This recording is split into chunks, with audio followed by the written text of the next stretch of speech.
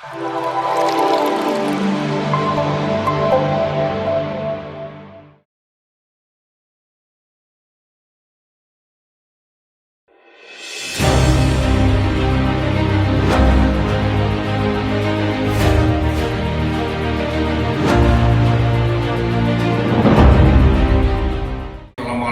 warahmatullahi wabarakatuh.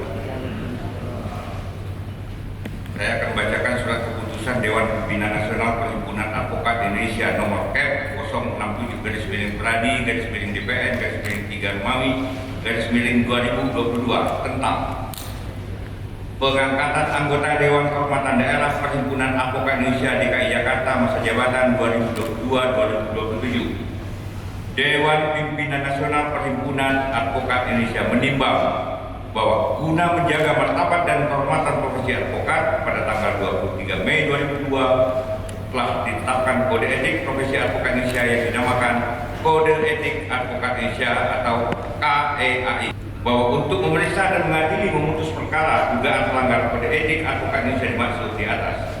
Organisasi advokat Perhimpunan Advokat Indonesia Pradi membentuk Dewan Kehormatan Daerah yang mengadili pada tingkat pertama dan Dewan Kehormatan Pusat mengadili pada tingkat banding. C. Bahwa kepengurusan anggota Dewan Kehormatan Daerah Perhimpunan Advokat Indonesia DKI Jakarta masa jabatan 2016-2021 telah berakhir pada tanggal 29 September 2021. Bahwa berdasarkan pertimbangan sebagaimana dimaksud huruf A, B, C, dan maka Dewan Pimpinan Nasional Perhimpunan Advokat Indonesia perlu mengangkat anggota Dewan Kehormatan Daerah Pradi DKI Jakarta masa jabatan 2022-2027, menimbang, mengingat, dan seterusnya, memperhatikan, dan seterusnya, memutuskan mengangkat anggota Dewan Kehormatan Daerah Perhimpunan Advokat Indonesia DKI Jakarta masa jabatan 2022-2027 sebagaimana lampiran 1 dan lampiran 2 surat keputusan ini yang merupakan bagian yang tidak terpisahkan dengan surat keputusan ini. 2. Masa jabatan anggota DKD Pradi DKI Jakarta selama 5 tahun terhitung sejak diangkat oleh DPN Pradi. 3. Keputusan ini berlaku sejak tanggal ditetapkan. 4. Apabila di kemudian hari terdapat kekeliruan dalam keputusan ini akan dilakukan perubahan sebagaimana mestinya. Ditetapkan di Jakarta pada tanggal 25 Maret 2022, Dewan Pimpinan Nasional Perhimpunan Advokat Indonesia, Ketua Umum Profesor Dr. Otto Hasibuan SHMM ditandatangani, Sekretaris Jenderal Dr. Haji Herman Saktilewi SHMH ditandatangani. Assalamualaikum warahmatullahi wabarakatuh. Kepada Sekretaris Jenderal DPN Pradi dipersilakan kembali ke tempat. Pembacaan kata pelantikan oleh Ketua Umum Dewan Pimpinan Nasional Perhimpunan Advokat Indonesia, Bapak Profesor Dr. Otto Hasibuan SHMM. Hadirin sekalian yang saya muliakan, kepada saudara-saudara, rekan-rekan yang akan saya lakukan pelantikan dan segera langsung akan dilakukan dengan sumpah saudara sebagai anggota Dewan Kehormatan Daerah DKI Jakarta masa jabatan 2022 hingga 2027. Sebelum saya melakukan pelantikan ini, saya ingin meminta ketegasan dan ketegasan dari saudara-saudara dan rekan semua, apakah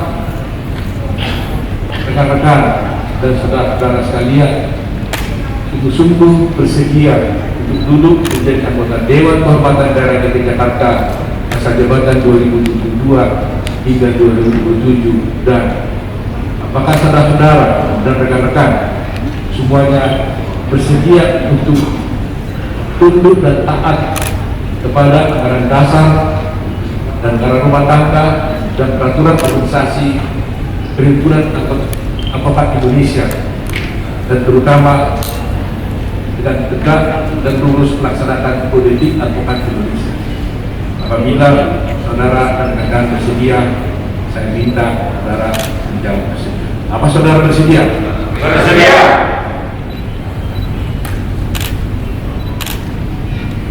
Dengan nama Tuhan Yang Maha Esa, pada hari ini, Kamis tanggal 14 April 2022, saya melantik rekan-rekan sebagai pengurus Dewan Kehormatan Daerah Perhimpunan Advokat Indonesia Daerah Khusus Ibu Kota Jakarta masa jabatan 2022-2027.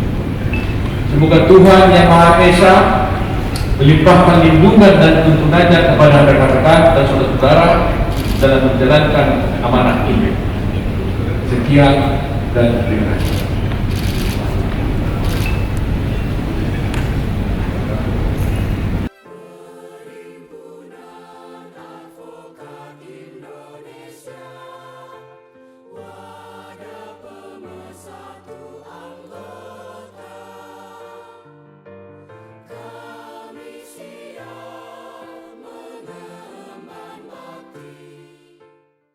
Tanggung jawab bapak-bapak dan ibu-ibu kepada Tuhan masing-masing. Saya akan mulai dari yang beragama Islam, kemudian ke agama Kristen Katolik, agama Hindu, dan kemudian kepada kaum Muslim. Saya mulai. Demi Allah saya bersumpah. Bagi yang beragama Kristen Katolik, demi Tuhan saya berjanji. Semoga Tuhan menolong saya. Bagian beragama Hindu, Om Atah Parama Wisesa, dan bagian beragama Konghucu, kehadiran yang dipermuliakanlah. Saya berkata majelis kehormatan Pradi akan bertindak jujur, adil, dan bertanggung jawab berdasarkan hukum, kebenaran, dan keadilan. Bahwa saya dalam melaksanakan tugas sebagai anggota Majelis Kehormatan Pradi tidak akan menerima barang dan atau janji dan atau pemberian dalam bentuk apapun juga untuk memenangkan atau menguntungkan salah satu pihak berperkara. Tiga, bahwa saya dalam melaksanakan tugas sebagai anggota Majelis Kehormatan Pradi akan menjalankan kewajiban saya sesuai dengan kehormatan, martabat, dan tanggung jawab saya sebagai anggota Majelis Kehormatan. 4. Bahwa saya dalam melaksanakan tugas sebagai anggota Majelis Kehormatan Pradi akan memeriksa dan mengadili perkara pelanggaran kode etik berdasarkan kode etik advokat, undang-undang advokat, dan peraturan-peraturan lainnya yang mengatur tentang kode etik dan Dewan Kehormatan. 5. Bahwa saya akan memegang teguh sumpah atau janji ini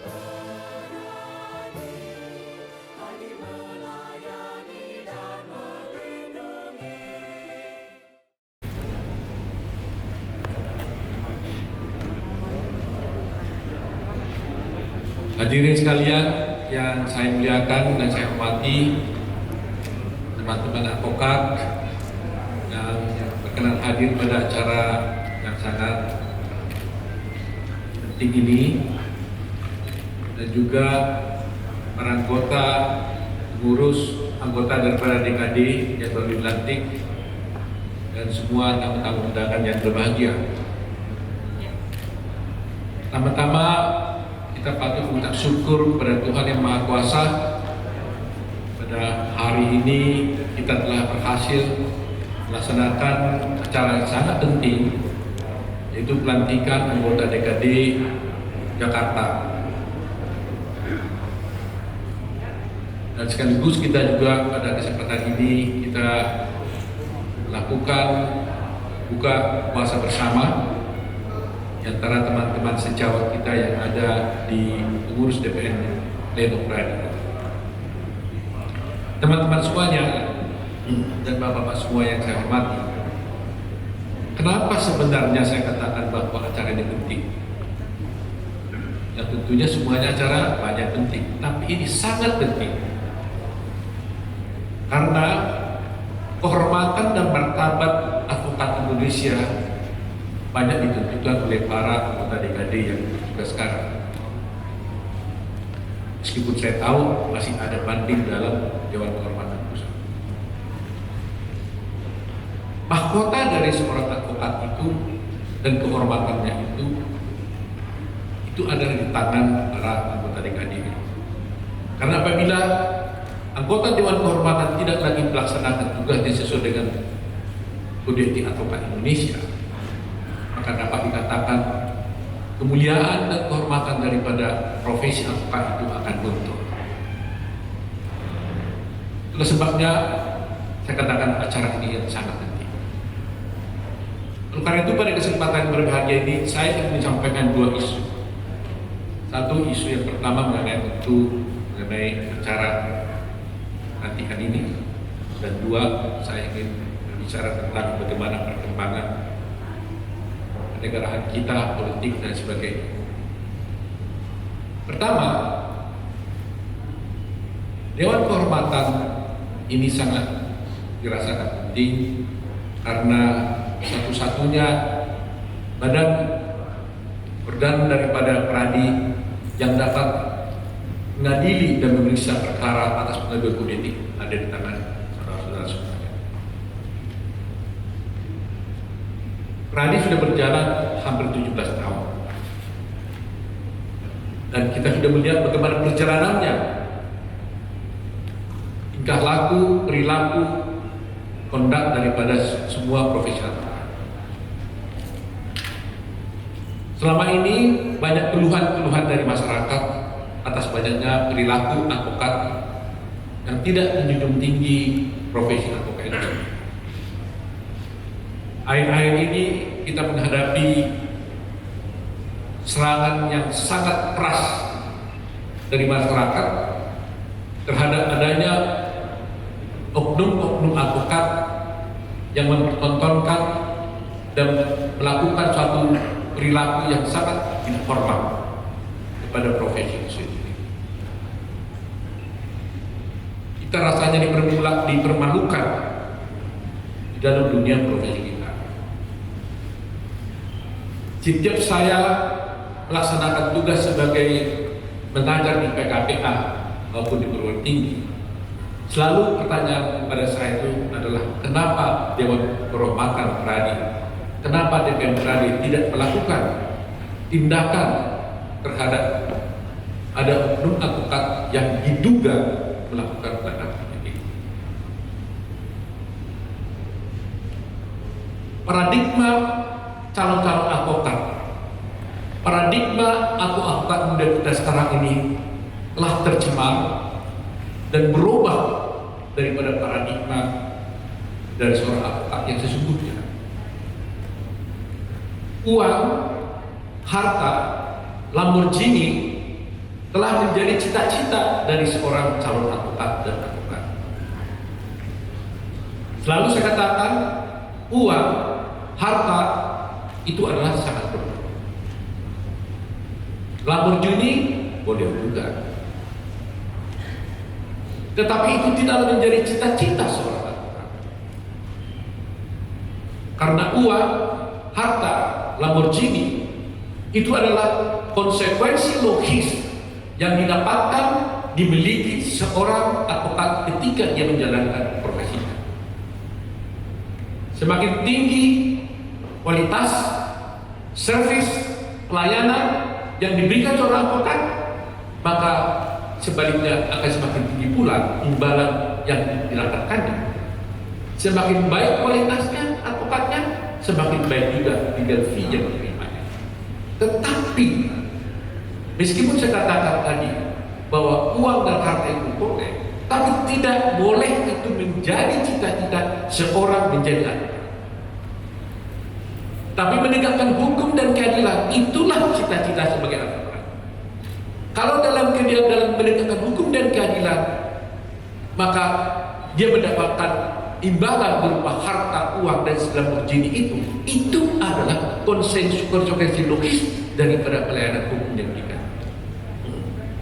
Oleh karena itu, akhir-akhir ini kita menghadapi situasi yang sangat sulit ini.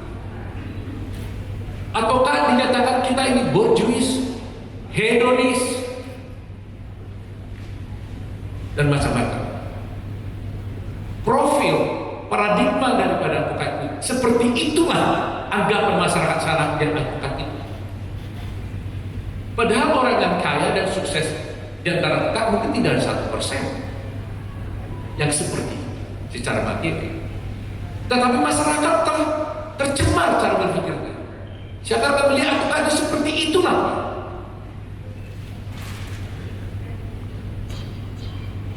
Dan menjadi suatu polemik bagi kita juga bersama.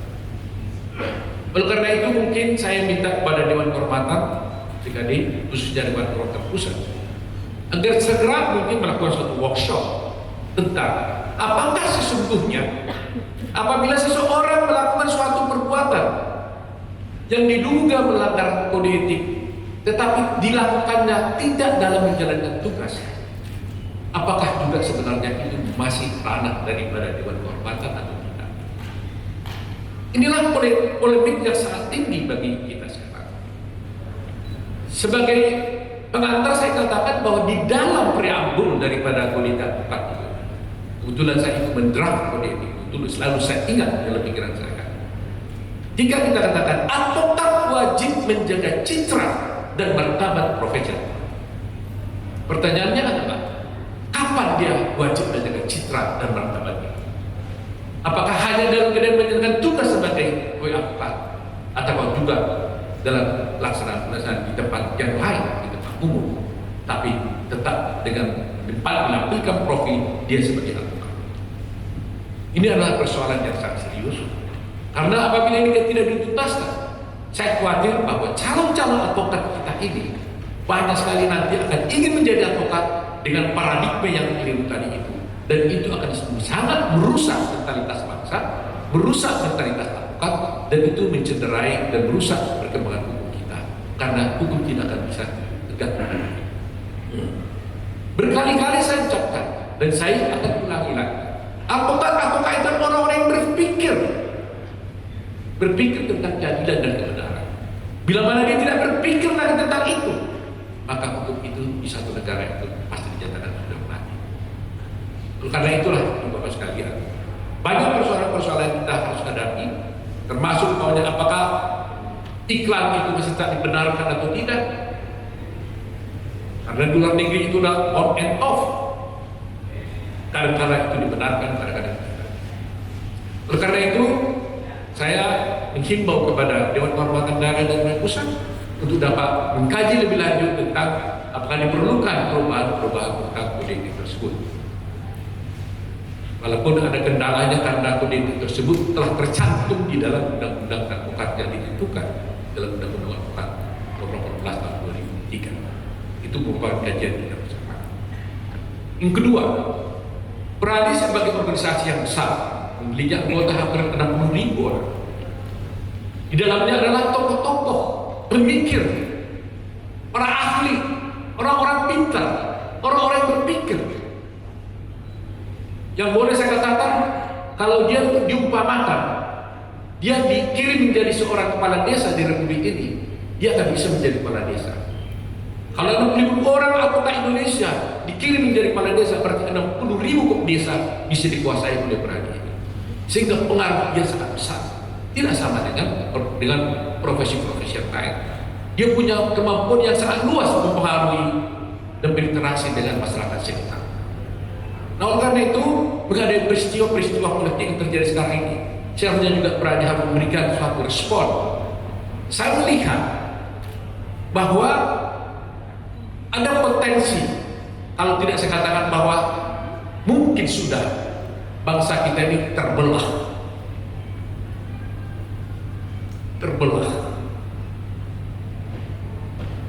Dan itu sangat berbahaya.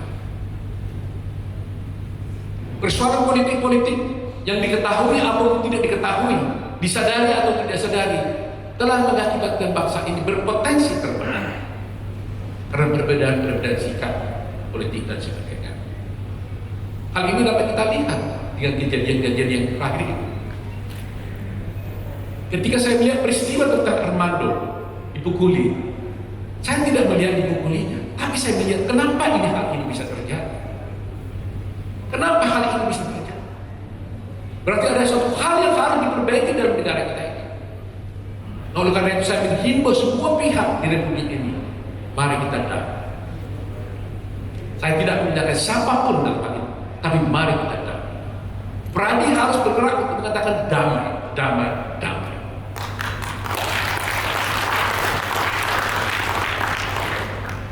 Kita tidak boleh diam. Kita tidak perlu ikut campur dalam arti secara aksi, tapi kita menyerukan damai, damai, damai itu di segala tempat, di segala perjuangan kita. Karena kalau apabila semua pihak ini selalu berperan sebagai meyakinkan orang lain untuk mengikuti dia, yang lain mengajar dia sebelah lain mengikuti sini. Di sini ada buzzer, di sini ada buzzer. Yang korban itu adalah rakyat, yang korban itu adalah bangsa kita. Oleh karena itu sebagai anggota, pejuang, penegak hukum, saatnya kita berbicara. Mari semua para bangsa kita ini, pemerintah, pejabat publik, tokoh masyarakat, rakyat, kita anggota Pradi juga, mari kita damai. Dengan demikian kita harapkan bangsa kita ini jadi utuh, karena bangsa Indonesia sebenarnya bangsa yang baik. Kita bangsa yang sopan sesungguhnya. Tidak pernah terjadi seperti ini sebelumnya. Konflik horizontal masih terlokalisir selama ini. Tapi kenapa sekarang ini begitu dahsyatnya mengempas bangsa ini? Dengan termasuk mencari sebab dan sebabnya, saya hanya sebagai Ketua Umum Pradi ingin menyatakan, menyerukan pada semua Ketua Pradi, mari kita berpartisipasi dimanapun kita berada, dalam kondisi manapun kita bekerja. Mari sekali lagi saya katakan, mari kita damai, damai, damai. Itulah yang bisa saya sampaikan pada momen penting ini, karena ini adalah hari yang suci di umat Muslim yang sangat dihormati, disucikan.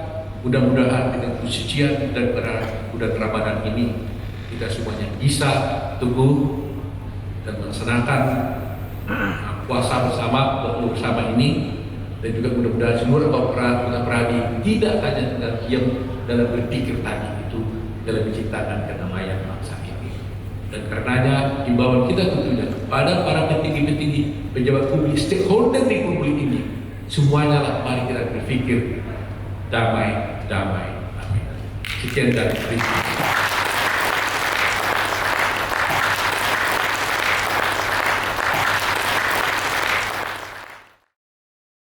Warahmatullahi wabarakatuh. Salam sejahtera untuk kita semua. Izinkan saya memimpin doa dengan secara muslim untuk saudara-saudaraku yang non-muslim. Kita berdoa menurut ajaran dan keyakinannya masing-masing. Bismillahirrahmanirrahim. Alhamdulillahirabbil alamin. Ya Rabb, ya Tuhan kami, pada kesempatan yang penuh kebahagiaan ini kami berkumpul dalam rangka pelantikan dan pengambilan sumpah Badan Kehormatan Daerah Pradi DKI Jakarta. Ridhailah kami, bimbinglah kami, satukan kami dalam perbedaan. Jadikan tugas ini sebagai pengabdian untuk bangsa dan negara kami. Ridhailah kami, muliakanlah kami, dan bimbinglah kami.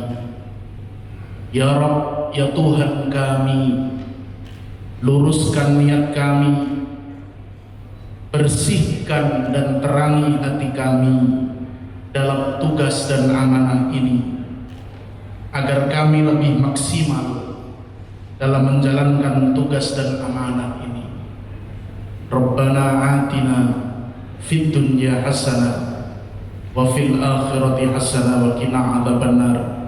Walhamdulillahi rabbil alamin. Wassalamualaikum warahmatullahi wabarakatuh.